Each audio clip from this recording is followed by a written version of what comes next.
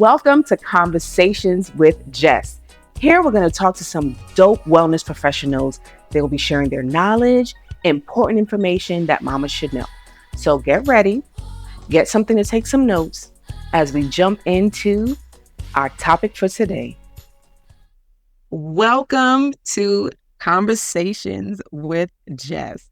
I am beaming bright today because we have this wonderful young lady sitting here that's going to talk to us about some awesome things. I don't want to steal her thunder, so I'm not going to jump in and say anything, but you'll see why I'm smiling so bright. This wonderful young lady here is a cultural heritage reconnection coach. She is a certified AI consultant, a best-selling author, a speaker, a homeschool advocate. Let me say something. I was struggling with what I was going to say. I think we're going to stop there for right now because I want her to have an opportunity to speak about how truly wonderful she is. I present to you Tami Garcia. Hello, Tami. How are we today? I'm doing well. When I go, I'm going to put you in my pocket so you can introduce the other place. You make it sound so great. I'm like, oh yeah, but this is who you are. This is who you are. I'm not embellishing. This is who you are. This is some. Let me be very specific. This is some of who you are. I just picked certain things to highlight.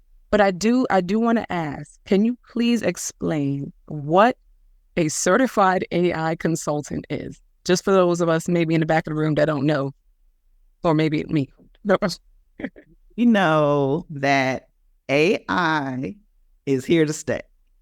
It is not going anywhere. People like it or not. It's not going anywhere.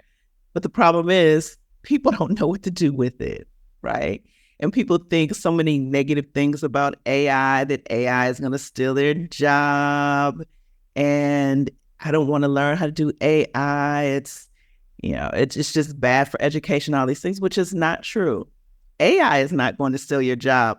Somebody who knows how to use AI is going to steal your job. So as a certified AI consultant, it's actually really simple what I do. I help businesses and educators just use AI to improve their work, right? And so it just means finding easy ways for AI to make your life or work run smoother or more effective. And so that's it. So whether it's in the workforce, the educational system, or at home, like as a homeschooling mom or something, I will help you figure out what are those things, those tasks that are repetitive, things that you need to do better. For small businesses, it's like having a team of people. So my job is to help figure out how to make AI work better for you. So and there you have it. There you have it as a certified AI consultant. And yes, it is a thing. I did trainings and learned about the best ways to use it, because even when I started, I was like, oh, you can do this. Oh, it does that. Oh, this is so easy. Oh, that makes sense. So, just all the ins and outs of it. So, because just like with everything, we might need it, but we don't have the time to really figure out how to do it. So I cut it in half. And thank you for doing that for us. Thank you for cutting it in half. Thank you. Now, I would love for you, thank you for clarifying that and sharing that information. Selfishly, I wanted to know exactly what that meant. So thank you for sharing that. But if you could tell us a little bit about who you are. Who am I?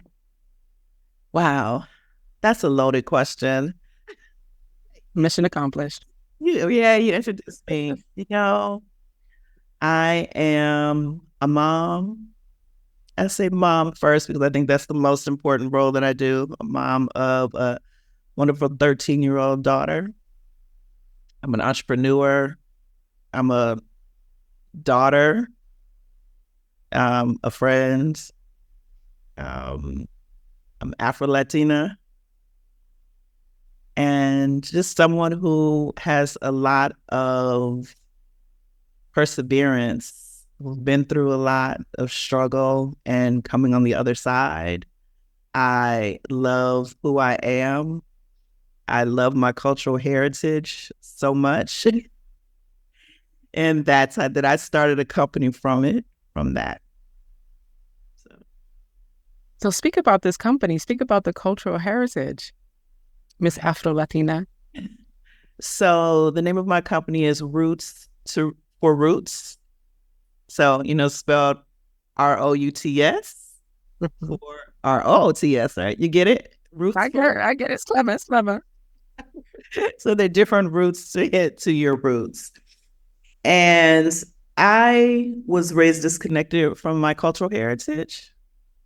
My family is from the Dominican Republic and Jamaica, but I was raised in Cleveland, Ohio, and without any connection to the heritage. And it was very hard for me in Cleveland. I wasn't Black enough, Latino enough. I didn't fit in anywhere. And I just promised myself when I had a child that I would make sure they were raised knowing more about the culture. Fast forward, I adopted my daughter from Ethiopia. And so raising her to not only know about the culture that she's being raised in and perceived as in the United States, but so she's aware of her own cultural heritage.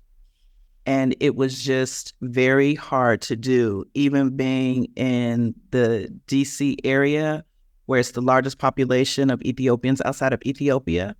It was very hard to do. And I asked my friends who are Ethiopians, and I would always look for things to do, and nobody really knew what to do. They were saying, when you figure it out, let me know. Wow. And I would talk to other people who they weren't Ethiopian, but they had different backgrounds, diverse backgrounds, but Americanized. Or one parent was from one country and another parent was from the other country. And what I noticed was that everyone, regardless of where they were from, people wanted their children to be connected to their cultural heritage. They wanted them to know about it, but they didn't have the time or know how to do it. And so people were often left wondering what that was. And then as we become adults, people were still wondering what that was. So I wanted to create something that helped people navigate that process of connecting with their cultural heritage for themselves and for their children. So they're leaving a legacy and, for generations to come, that people are not just left out there because what did Maya Angelou say? If we don't know where we've been, then how are we going to know where we're going? And so that is the idea behind Roots for Roots, is just to provide all the different things. So at the end, people love who they are and where they come from, and they're super passionate about it and willing to share it with others. Because not only is that going to help an individual with their connection and the relationships and things that they have with each other, but it also helps our world, because when we know more about ourselves and are open to learning about ourselves and then sharing that, then we're more open about learning about other people as well. So that's Roots for Roots. And the first step of that was I wrote a book. And the name of my book is Rediscovering Your Roots, a guide to reconnecting with your cultural heritage and identity. And so that book provides information on my journey and my daughter's journey about reconnecting with our cultural heritage. And within that provides a step-by-step process for individuals that are looking to reconnect with their heritage, rediscover it. So different ideas and strategies and ways for people to reconnect. And the great thing about it is that I have a plan, like a template for them called the reconnection plan. And so they fill that out. And as they go through their book, they continue to fill it out. And then at the end, they have like this whole plan of how they feel about their heritage before and through learning and ways that they're going to include it in their life and reconnect, because we know like it is not something that this is not an activity, that this is a lifetime. And so how people can reincorporate it and feel good about it, because so many of us, because we were raised disconnected from it, we have this cultural imposter syndrome. Can I do this? Am I really part of this? And it also doesn't help that people are telling you that you don't belong, you weren't raised on the island, or you weren't here.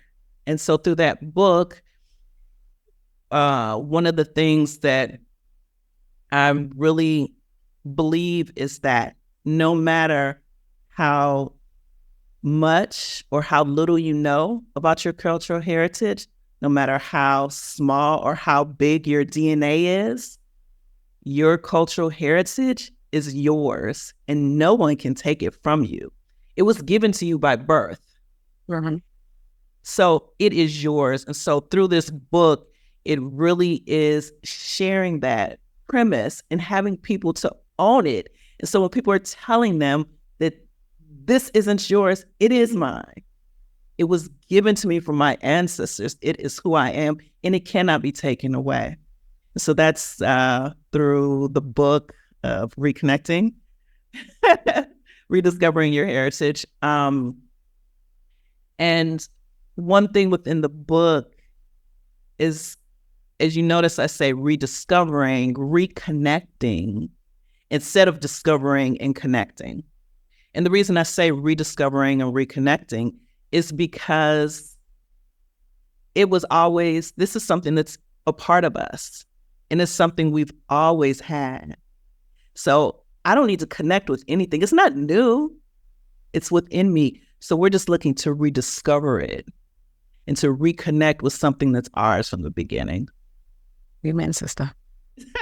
I love it. I love it. It's a really important thing for me and my family. So I'm over here beaming, like I'm proud. Like, I love it, man. I love it. It resonates. It definitely resonates with me. For me, raising an Ethiopian daughter in a Caribbean, Afro-Latino, African-American household, all the things, right? Mm-hmm.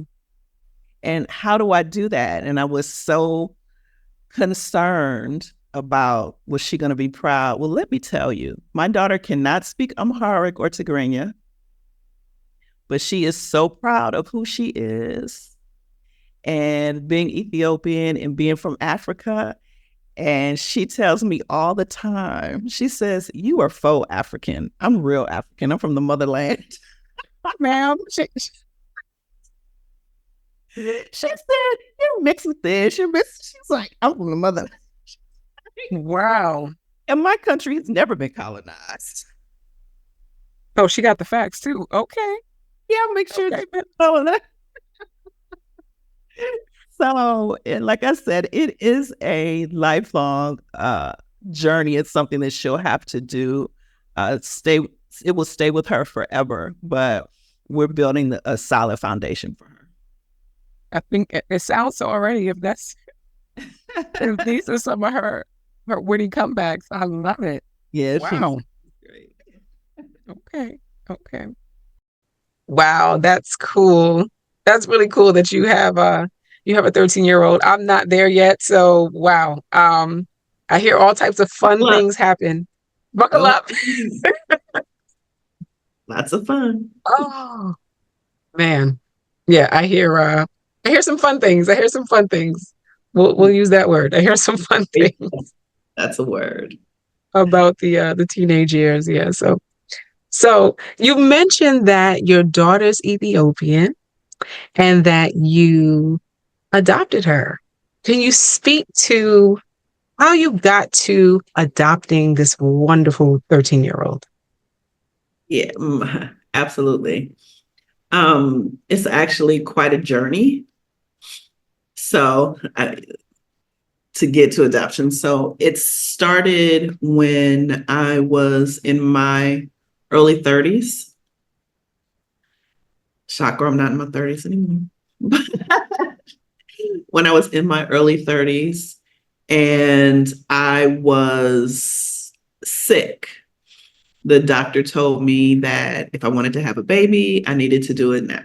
I had ovarian cysts, endometriosis, and fibroids. I had to think about it. And I had severe cases of them all. So I tried to find someone to go half on a baby with me, but I couldn't. And I decided to do it on my own. I decided to go down the road of in vitro. I went to the doctor and we did 3 rounds of IUI, and that didn't work. And then we did 2 rounds of IVF. So, what's the difference between IUI and IVF? IUI in uterine, so you they take the sperm and they say, okay, they just drop it in. Mhm. The procedure in the office. So it's not as technical. Okay. With the IVF, you have to go through the process of getting your body ready more with the shots, and they do testing on your eggs once they do the retrieval of the eggs. So they take the eggs out because you're getting the shot to like make your body ready and like producing as many eggs as you can. And then they remove those eggs, they do the testing of the eggs, and then they fertilize the eggs. And then they put the eggs back Got it. in fertilized. Uh, so I had 2 rounds of that. And for anyone that's ever done IUI or IVF, it's a whole process. It's very emotional, taxing to your body. And I was doing all of this alone. And with the sperm, I used a sperm bank. So like I said, I had 2 rounds of IVF. On the second round, I started getting very sick. And I was going to the doctor's office, and they were not listening to me. They never even put me up on the table. And I kept going to the office and they kept saying, oh, you're fine, you're fine. Now, this is where it's very important to understand or note that these were all white doctors and I'm not white. So here we're coming into the challenges with Black women and healthcare. So they never put me up on the table and I was just getting sicker and sicker. I never forget 2 days after Christmas, December 27th, I woke up screaming at the top of my lungs. I called my best friend who lived just a few minutes away, and she came and got me like at 2 o'clock in the morning and took me to emergency. At emergency, they didn't know what the problem was, and they said, go see your doctor in the morning. So I didn't call the reproductive endocrinologist because they were not paying attention to me anyway. I went to my GYN. She saw me immediately. She put me on the table, and in 10 seconds, she said, I don't know what's wrong with you, but I know something is wrong. It's very wrong. I'm admitting you, go directly to the hospital, and I will meet you there. Wow. I went to the hospital, checked in, and got my room, and in a matter of minutes, I started going downhill. My room was like a scene of Grey's Anatomy with all the doctors with different specialties in there. And they were trying to figure out what was going on. What happened was when I got my last IVF treatment, the doctor punctured me and they were putting it back in. So I was septic. My insides were liquefying. My GYN said it was a textbook case. She had never seen anything like it and how bad it was. They said, had I waited 24 more hours, I would have been dead from the sepsis. I had 2 blood transfusions, 2 major surgeries. They took my appendix out. They had to take all of the other stuff. It was wrapped around, everything was wrapped around my bowel, and that was also liquefying. And they had to take part of that out. And I had to have a complete hysterectomy. So for someone who was trying to have a child, and I desperately wanted kids, to the fault of a doctor and them not putting me on a table and listening to what I was saying, and they're telling me that, oh, you're just emotional from it not taking, to this. The doctors at the hospital said, didn't they know you were sick? Because you're very sick. I was in a coma, and I was in the hospital for 2 weeks. And the longer you stay in the hospital, the less likely it is that you're coming out. And I never forget this one day. I slept all day only to wake up, and I was just, like throwing up and taking more medicine. My pastor came in. They told my mother there was nothing else that they could do. They didn't think I was going to make it. At midnight, I woke up. I'll never forget it. Sat up in the bed, turned to my mother, and I said, "Hi, Mommy." And she goes, very skeptical, "Hi, how are you?" Fine, how are you? I said, "I'm good. I'm going home today." Wow. Okay. I got up out of my bed after 2 weeks, grabbed my IV, and started walking the hall at like midnight. The nurses were clapping because nobody thought I was getting up and going home. And the doctor came in the next day and said, "I heard you were showing out. You're our little miracle." So they said I was a miracle. You know what I said? But God, it was nothing. Amen. God's grace that woke me up brand new and allowed me to go home and see another day. But remember, I went home not able to have kids. Mm-hmm. So I went into a big depression. And to add to that depression, I lost my job. They fired me. So I was very depressed. And I didn't know what I was going to do. I always thought, I would have my own kids, maybe adopt, but I would have my own kids as well. One of my aunts, she has biological and adopted children.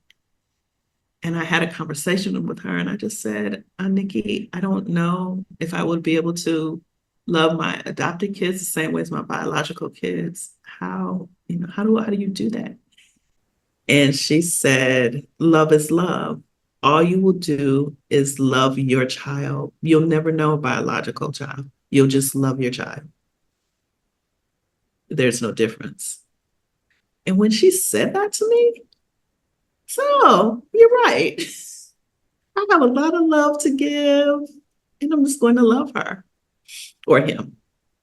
So from that point is when, a little while later, after I started feeling better physically and emotionally, then I started the process of adoption. I looked at foster, to adopt in many different countries. And for different reasons, I decided not to go with those options. And I ended up at Ethiopia. And that's how I ended up with my daughter. And she is the absolute best thing that has happened to me. Well, she is now the best thing. Howard used to be the first. How is it? So Howard's a close, it's a second now. My daughter is the best thing that ever happened to me. And coming from a place of so much pain and hurt, I'm so grateful for being her mother. And I couldn't imagine not being her mother. So I'm grateful for that happening, although I didn't know it at the time, right? And people ask me, well, did you sue? I did not sue. I tried to, but this was 20 years ago, before the internet was super uh, rich, before you could find attorneys all over the world. A few of the attorneys that I contacted in DC, they didn't want to take it contingent because they said even though they knew he was guilty and the doctors from the hospital said that they would all testify, because there's no way that I should have gotten to that point. The industry is not regulated. I don't know if it's regulated now, but it was no regulations on it then, and it was going to be too hard to prove, and nobody wanted to take that case on. Therefore, I had to do through a lot of prayer and belief and faith that this was my journey and this is where I'm supposed to be, to let it go. So I let it go. And like I said, I'm grateful for all the pain because it led me to my daughter. That's beautiful. That's a story. Wow. Um, that is a story. So with the thank you for sharing that, first of all. My pleasure. Yeah. I haven't shared that story very much, but it's been on my heart lately to start sharing it more. After 20 years, I guess that's how long it really took me to heal. Like, I was okay with adopting, but there were still times when there was a period that I wouldn't go to any baby showers. I would see pregnant women, or my daughter, she was a baby when she came home, so it wasn't that, but just those stages that I missed. I just didn't want to see it, no matter who it was. So there was a level of healing I still had to go through and mourning. But Mhm. now, 20 years later, it's good. And now I know that there are other women who have had similar situations or going through infertility, and they don't know what's on the other side for them.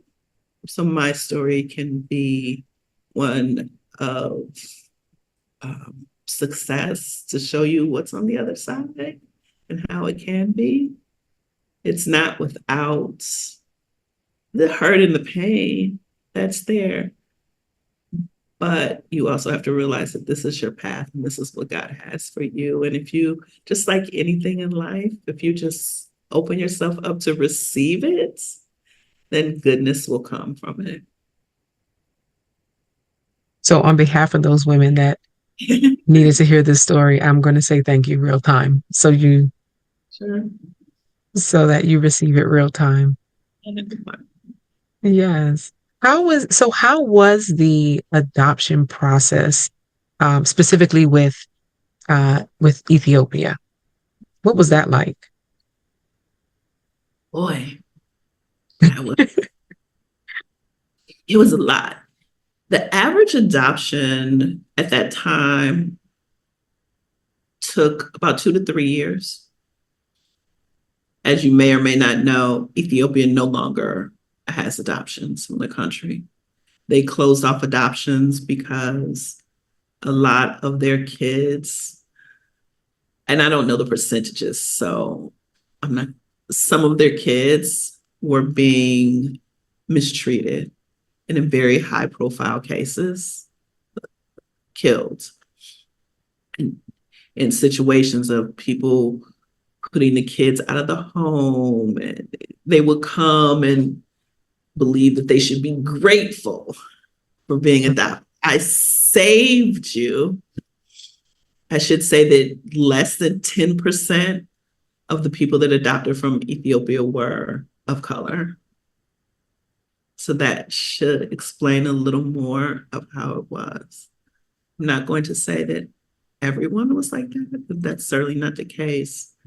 But when you take a child from, no matter how young they are, right? When you take them from a different country with different sounds and smells Smells. Yeah. and people, the looks, and put them in a new country, in a new home, particularly when they don't look like you, it's going to take time. And people didn't want to give it time. They wanted them to be grateful. Or they're so young, they came when they were little, they shouldn't have any trauma. Adoption is born from trauma.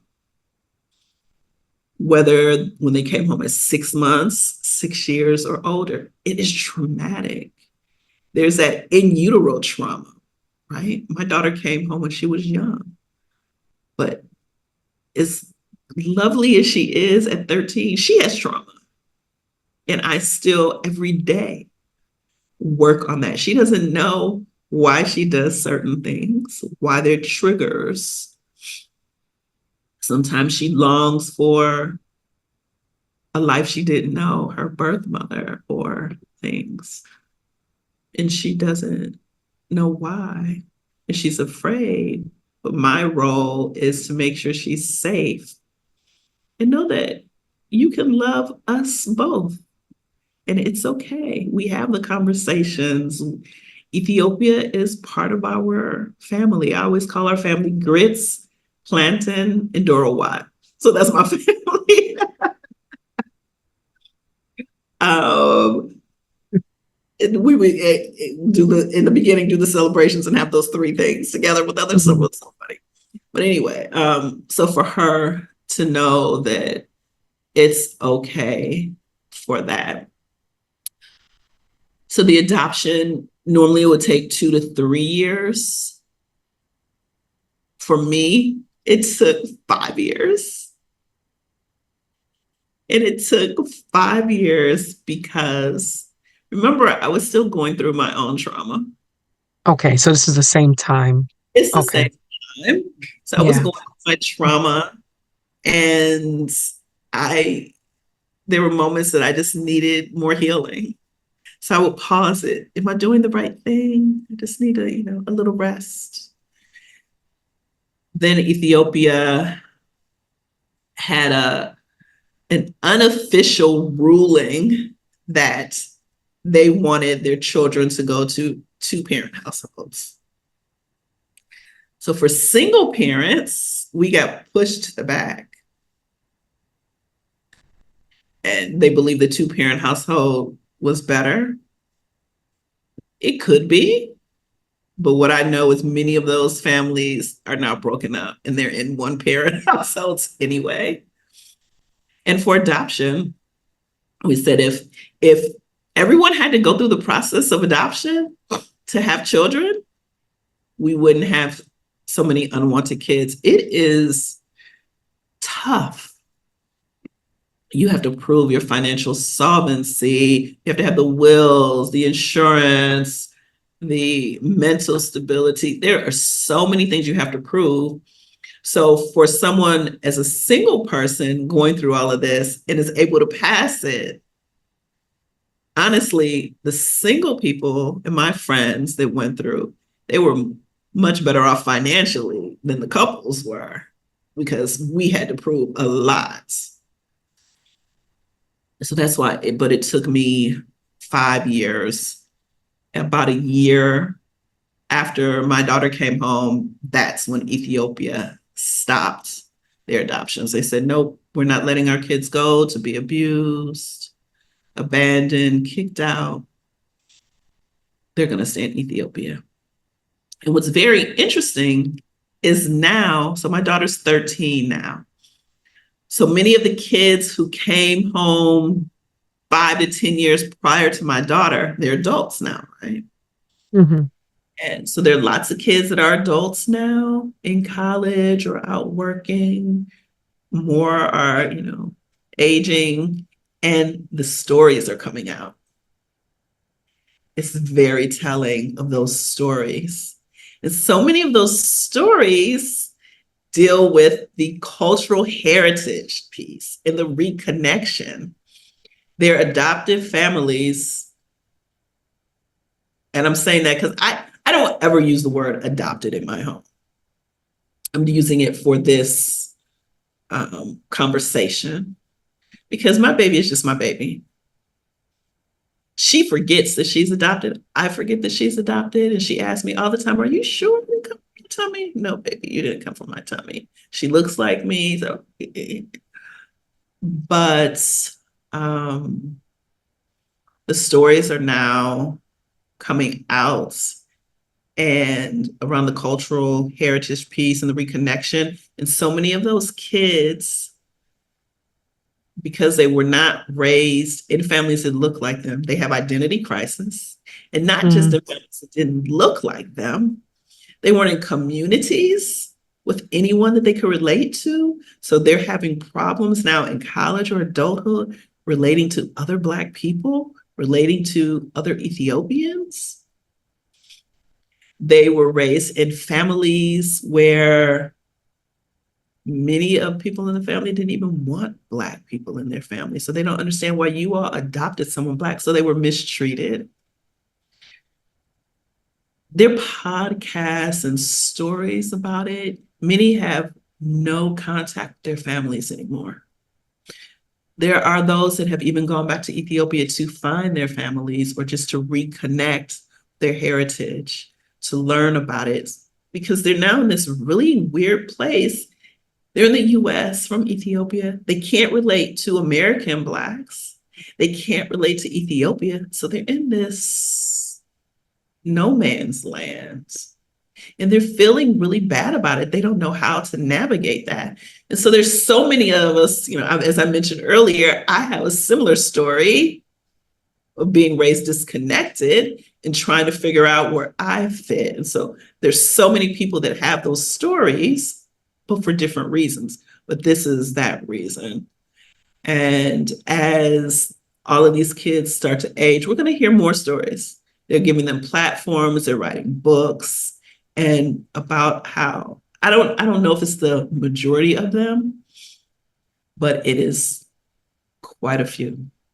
And I'm not going to say I don't know if all of the Black families, if everything went well, but I do know none of the kids have come out like that, and they're thriving, the ones that I know.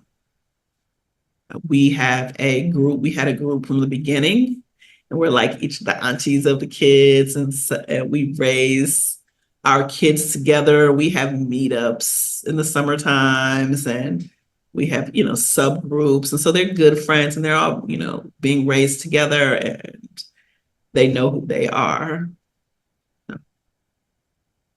That's really cool. I think that's really, really cool. So at least they have that sense of community. I think that's awesome for you guys to do that. And what I forgot to Provide that. mention, was the process, and I had to go to Ethiopia twice.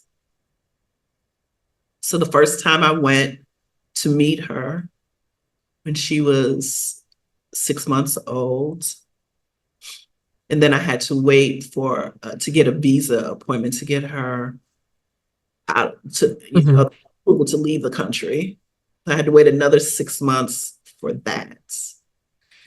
But also by going there the first time and meeting her, it meant that when she came into the US, she was automatically a citizen. So I didn't have to fill out additional paperwork. Some people didn't do that. They just went one time, but then they came back and they had to do the paperwork and citizenship and all those things. I did not have to do that. And it was taking a really long time to get my visa appointment.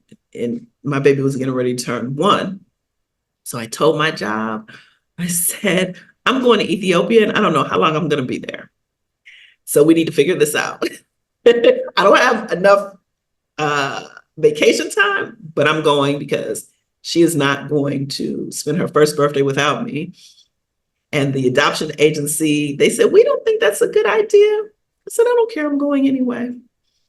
And I went, and while I was going, I received my appointment for when I. Wow. So it all worked out. I was there 2 weeks, and then we Mhm. came on home. What was that like? So like you're on the flight now. So was she one? She had just turned 1. Okay. She had just turned 1. So it's a very strange process, international adoption. I took custody of my daughter the day before her birthday. So I stayed in what they called a guest house. And we had to bring all the clothing, formula, diapers, everything, because they don't give you any of that. Nothing. Just the clothes they're wearing. And even the clothes that you left and brought and all of that. Nope, you can't take any of that with you. Just what you bring. Okay. So the day before her birthday, they came and they brought her to me. Very like, here you go. Good luck. That was it. Not very ceremonial. No, zero. They were supposed to have a ceremony days later, which I did not attend because I thought it Mhm. was tragic. It was harmful to the kids because after my daughter spent these days with me and she is attached to me, then you want to take her away and dress her up pretty and then do the ceremony and she's traumatized. I wouldn't go because she was attached at that point. This was like a week later, whatever. But so they gave her to me and she's looking at me. She loves the story. She's looking at me. I'm looking at her. I'm like, okay. So I take her to our room, give her a bath, change her, feed her. And she's looking at me like I'm crazy. But she remembered me because when I came the first time, I spent a lot of time with her. And the women in the home, the care center said she didn't like anybody, but she liked me. So they were like, oh, wow. So I talked to her. So I knew how, to say I love you is Ewede Shalu. So I would tell her Ewede Shalu and talk to her. So I was saying that when that day. So she just kept looking at me. Then I just put her in the little, carry-all. We went walking around the neighborhood or everything, and it was fine. But she cried, and she is like, who is this lady? When it's time to put her down at night, she slept in the same bed with me, and we co-slept always. And Mhm. at 13, it's not my goal to co-sleep, but she doesn't want to get out of my bed. But, and so when I put her down that night, she cried and I told her, I said, yeah, look, it's just me and you. I'm sorry. I know this is weird. It's weird for me too. I prayed over her. She went to sleep. She woke up the next morning, looked at me like, it's still you. You're still here. I was like, yep, still me. And then we're like two peas in a pod from there. She was perfectly fine. And as I said, it's always been like my road dog, my baby, and that was it. But it was very odd. Then when it's time to come back to the Mhm. States to get on the plane, a lot of Ethiopians, which understandably did not like the whole adoption process or system because their kids were going into homes where they didn't look like them. And they wanted more people of color to adopt because it would just be easier for their kids. Mhm. So going through the airport, when you travel internationally, there's two lines, locals, Mhm. the foreigners. And so when I was there, everybody was like, you're Ethiopian? I was like, no, no, I'm not Habesha. Everybody thought I was Ethiopian anyway. So I'm in line with the baby, and they came. It was pulling me out of the foreigner line to put me in the other line, the local line, because I guess you have an Ethiopian baby, you're Ethiopian. Why are you here? Go in that line. I was like, Mhm. But you get on that airplane, and it's very odd because it's all these families, white families with Black children. And that's why Ethiopians did not like it, because it's this commodity, if you will. And it's just, it looks very odd. It looks very, very, it's an uncomfortable feeling. But you go through the process. But coming home, she was very good on the plane. She slept all the way through. It's a very long flight, over 20 hours. But she Whoa. slept. She slept a lot on the flight. Wow. And she's always good, even today, if she's in my arms. Mm-hmm. It's fine. She feels safe. Yep. It was not until we got home that it was very difficult. She cried. Again, those smells, those sounds. What is this? This is different. What are you saying to me? All these people say these things to me. I've never seen these things before. So she did a lot of crying. So I did a lot of trying to figure out how not to get her to cry. And this I didn't read about. But the thing that, as a mama, we're going to figure it out and try everything. And I remember hearing, I don't think I read this, I just remember hearing that skin to skin contact. Mm-hmm. I was like, okay, we're going to try this. Skin to skin, and that worked. So that was the process and how it felt. And for a while, when they're giving you this baby and you get home and you feel like, I'm not gonna lie, you feel like you're babysitting. And you think, when is this going to be over? Am I going to love this kid? Like, I like this kid. They're cute, playful, snuggly. Am I going to love this kid? All these things. And then one day, maybe some weeks, it just starts building. Mm-hmm. One day, I was like, oh my God, I'm madly in love with this child. You just fall in love. So probably the difference with adoption from having your child, I would imagine that you're automatically in love when you see that child because they've been inside of you, cooking for all those months. Well, for us, and I'm not saying everyone is like this, and maybe a lot of people don't even want to talk about it, but for me, it was a gradual, it didn't take a long time at all. But then it's my baby and that's it. It's interesting that you bring that up about the biological child, like being in a mom and having that feeling, that connection. I probably a few years ago, I came to realize that's not what a lot of, and the only reason why it came about when I was pregnant with my first child, and I was reading, I think that was when I came across it. And I remember when he was born, and this is a conversation for another day, but I remember when he was born, he came out, he sneezed twice, and it was silent. And I didn't know what I was supposed to do. Immediately, I remember like all these movies where you see like all these tears of joy, and like I didn't feel any of that. And it wasn't that I wasn't happy. I didn't feel sad. I just didn't have like a specific, like, this is mine, give me, let me hold you, I want to protect you. It just was like, I think something's supposed to change now. But what?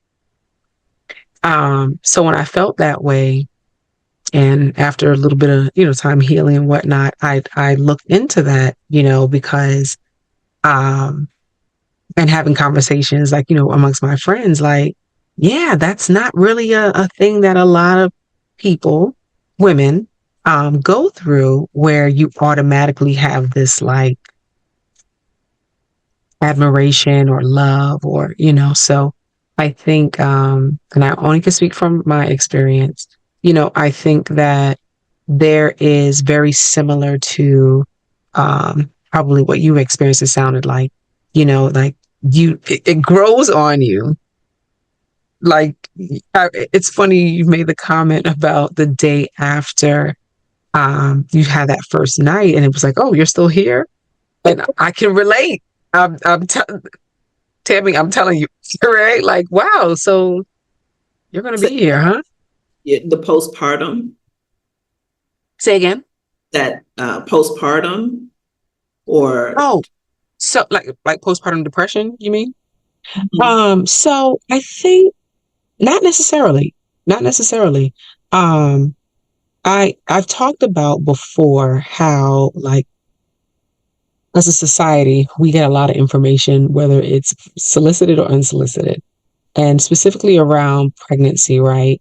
I would say the general information that we receive is like you have these, you feel heavy. Oh, I can't wait till this is over. It's like this not good experience, right? Um, Personally, it was not like that for me. I enjoyed it.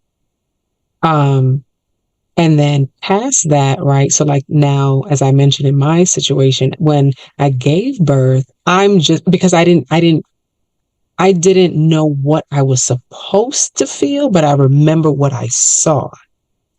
And later on that day, after I like literally crashed, just because it's a whole exercise, like going through the delivery, I woke up and I did have the sensation of like, okay, let me like now have this like I want to protect you because I chose to breastfeed.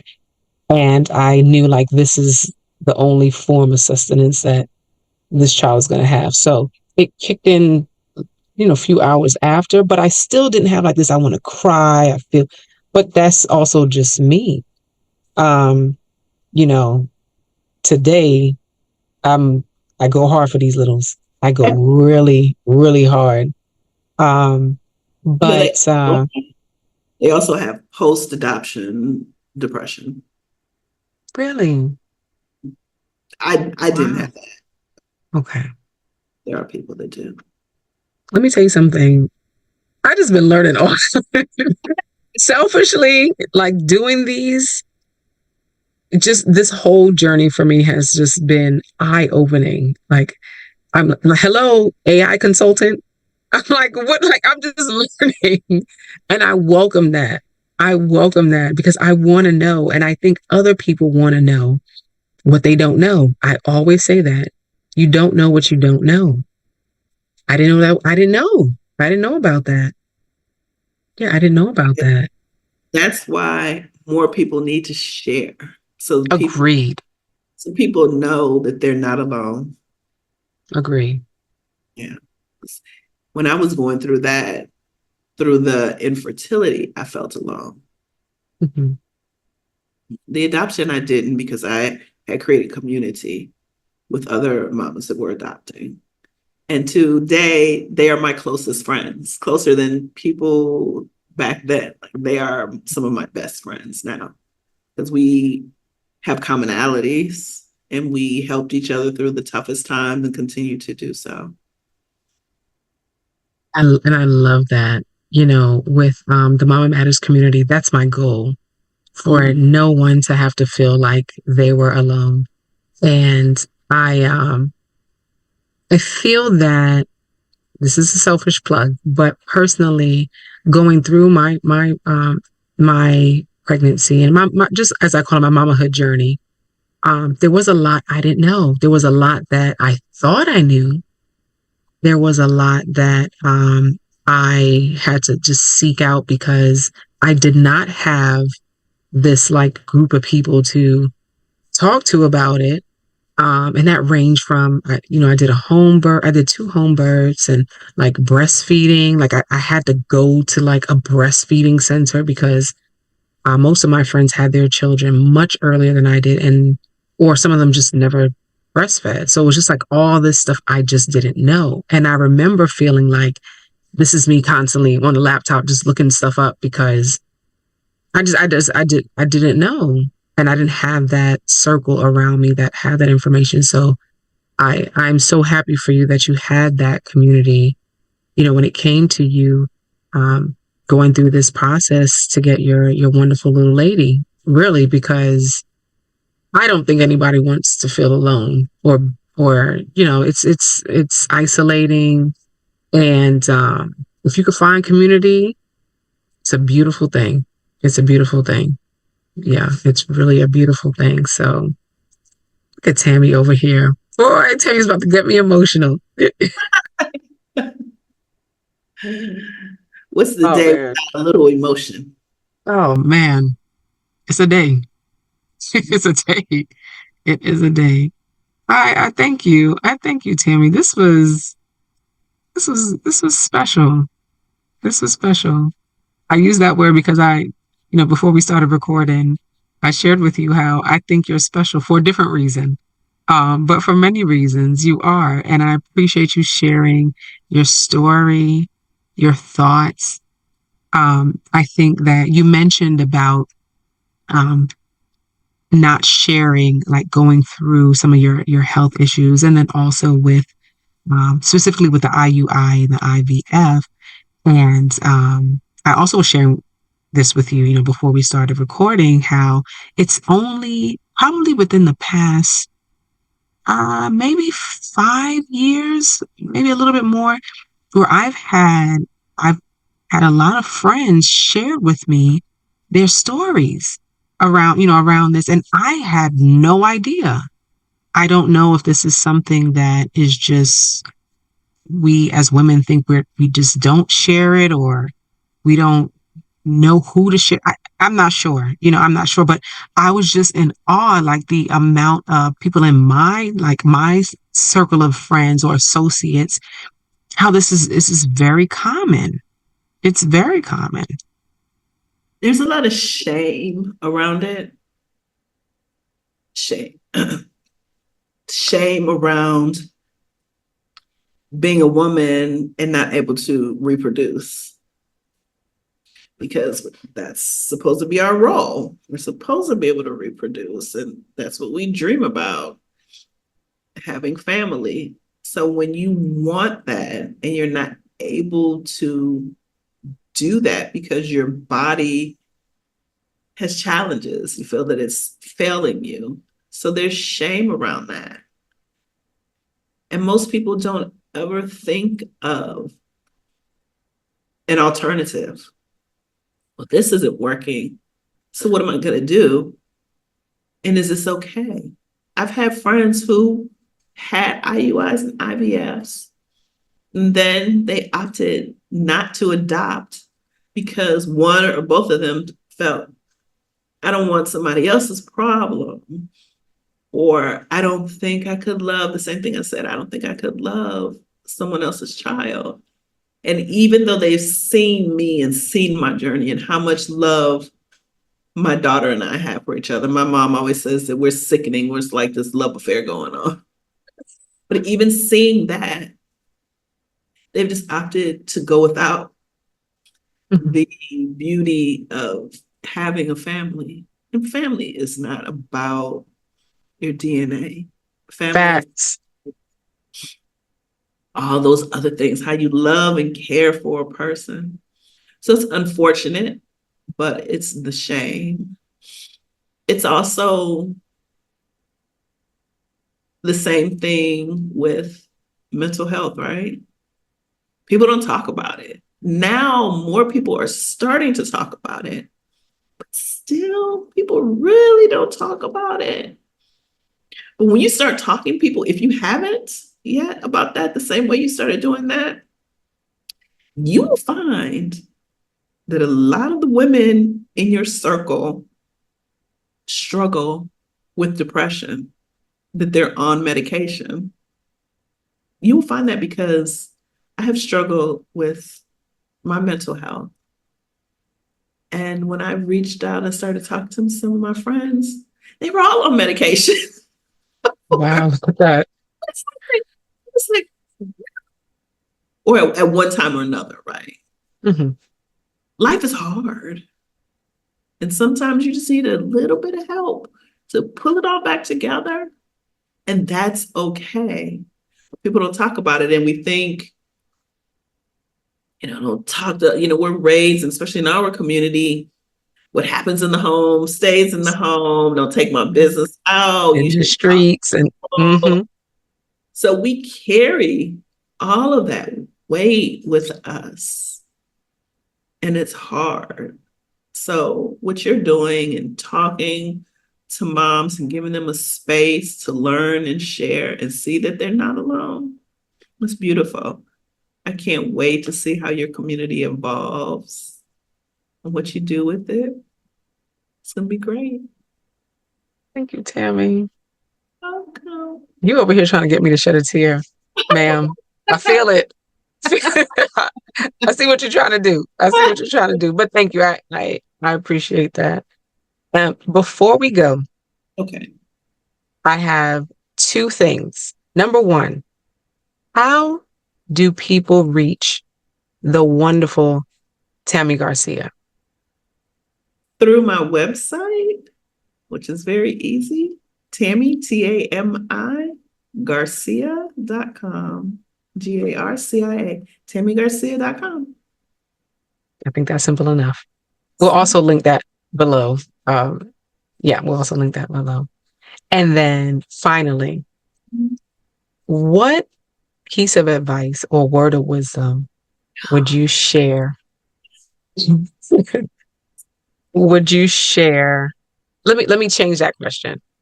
Let me change the question. What is something that you think mamas need to know? You don't need to do it all alone. Ask for help when you need help. Build community and build those support structures that you need. And you will find the other moms that also need support and that are willing to support you. Those that don't want to, that's okay. They can still be your friends. They just won't be support for you. And that is okay. But build what you need and it will be so much better. That's what I had to do as a single mom. I built what I needed. I needed a day off during the week to run some errands in the evening. I needed Saturday. So there was a group of us and we would just take our kids for that day and we would switch weeks. And we would also do overnight sometimes. Everybody didn't have to participate in that one, like you don't always have to bring your kid, but when you needed it and you also had to host. So every week I was guaranteed time. And the kids were really good. They just get together and play. You feed them. It was good, right? It was good. Some food. They're good. Food, TV. Our promise was to not kill them when we had them. Get them back in one piece. It was good. And so I built that. And there was someone I was a very good friend with. Also went through adoption with her. Knew her prior to that, Howard. And she didn't want to participate. She said because she didn't want to watch other people's kids. I said, okay, that's fine. But you also don't want the time. So she would complain about nobody helping her or supporting her, but she didn't want to help other people. That's a problem. So while I was off having a date or running some errands, sans my daughter, she was struggling. So ask for help, build your community, build what you need. There you have it. There you have it. From Tami Garcia, the Howard University alum. It's you? Thank you so much for this. Thank you so much for this. Sure. We appreciate it, mamas. I hope you enjoyed it. I hope you took notes. I hope that when we bring Tami Garcia back, that you tune in so you can hear about some other wonderful things that she has going on. I will not, no spoiler, no spoiler. Well, that was a spoiler, but no, I will not share anything past that. But we thank you so much, and we'll see you on the next Conversations with Jess. Bye. Hey. Wasn't that dope? Thank you so much for joining us today on Conversations with Jess. We'll see you in the next one. Bye.